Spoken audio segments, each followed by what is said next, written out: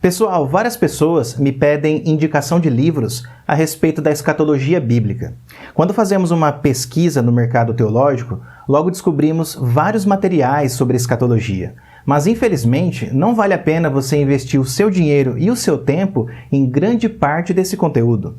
Por isso, nesse vídeo, eu quero te indicar um excelente livro sobre escatologia, uma obra que vai fazer o seu dinheiro valer a pena e, principalmente, uma obra que vai enriquecer o seu conhecimento escatológico. Então, fica comigo até o final do vídeo.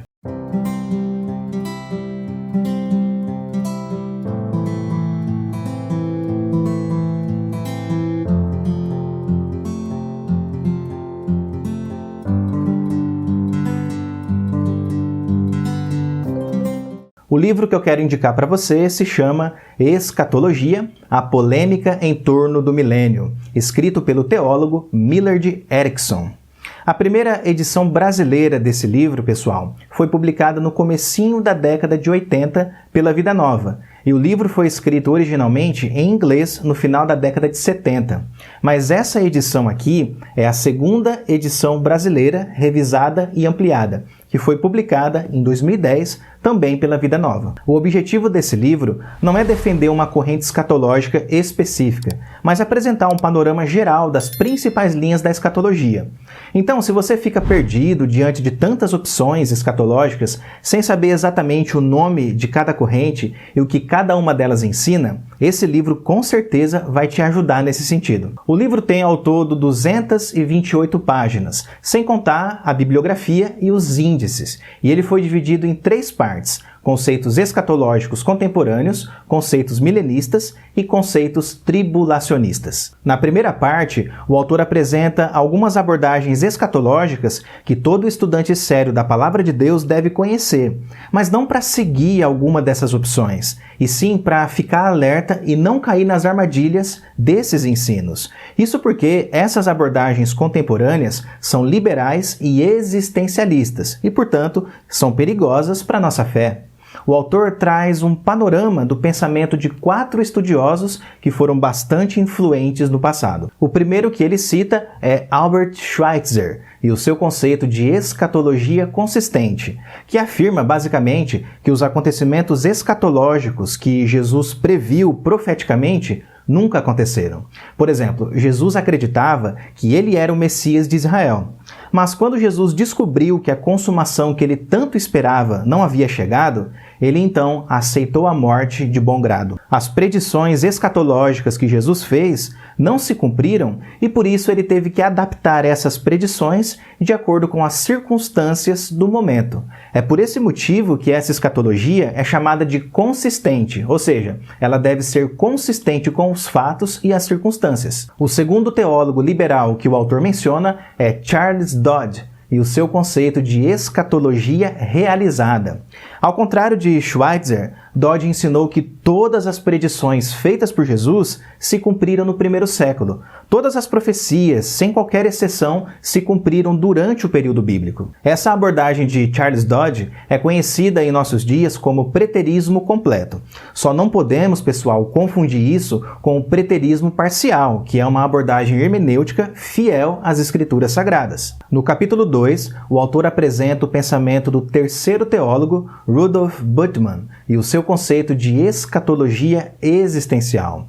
Bultmann fazia distinção entre história, ou seja, aquilo que realmente aconteceu, e o efeito subjetivo que esses acontecimentos históricos produziram nos observadores. Apesar dessa distinção, Bultmann foi bastante cético em relação ao que realmente aconteceu historicamente. Ele acreditava, por exemplo, que não é possível ter certeza se Jesus de fato foi crucificado e ressurreto. Por isso, de acordo com Bultmann, o que temos na Bíblia é o registro das experiências subjetivas dos discípulos, e não os fatos históricos que realmente aconteceram. Aplicando esse método à escatologia, Bultmann deu um novo significado para o juízo final. Segundo ele, o juízo final não é aquele acontecimento que vai ocorrer no fim do mundo em que Deus vai prestar contas com a humanidade, não. Ao invés disso, o juízo final deve ser entendido existencialmente, o que significa que o juízo final se refere à crise pessoal que as pessoas experimentam quando elas são confrontadas com a pregação. Então, através da pregação, Deus vem sobre nós em juízo. Para fechar a primeira parte do livro, o autor apresenta o pensamento de Jürgen Moltmann e o seu conceito de teologia da esperança. Segundo ele, a escatologia é um tipo de moldura dentro da qual toda a teologia cristã deve ser conduzida.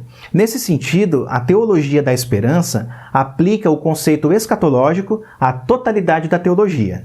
Assim, o cristianismo deve olhar de forma radical para o futuro e responder aos problemas da humanidade no presente, problemas pessoais, sociais e políticos. O cristão espera pela chegada do futuro e pela libertação final do mundo que Deus vai trazer sobre a humanidade. Mas essa espera não pode ser passiva, não é simplesmente esperar, muito pelo contrário.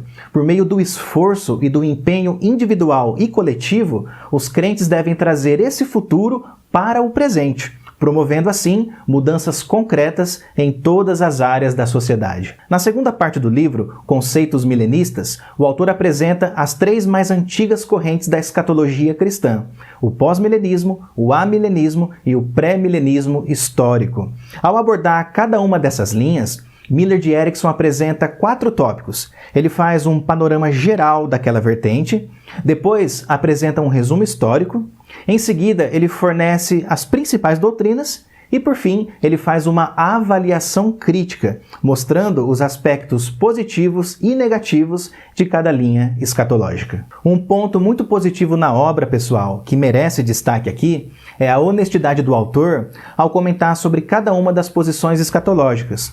Mesmo sendo um convicto pré-milenista histórico, ele não deixa de criticar a própria linha que ele defende.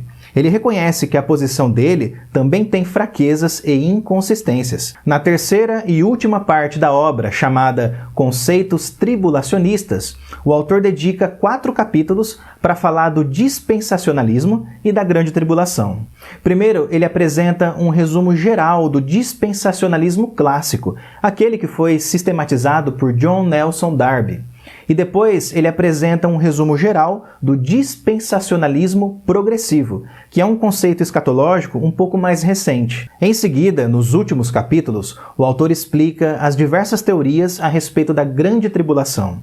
Ele dedica um capítulo inteiro para falar do pré-tribulacionismo, outro para falar do pós-tribulacionismo e ainda outro para falar de algumas posições intermediárias sobre a grande tribulação. Entre as posições intermediárias existe, por exemplo, o mesotribulacionismo, a ideia de que a Igreja de Cristo será retirada da terra no meio da grande tribulação.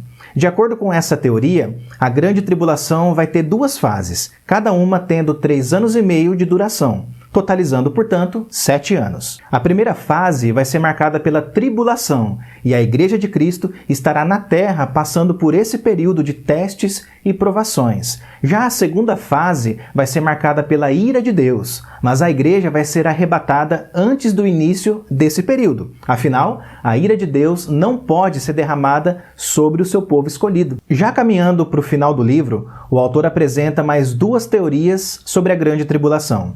A primeira se chama arrebatamento parcial, que ensina que nem todos os crentes serão arrebatados numa só ocasião.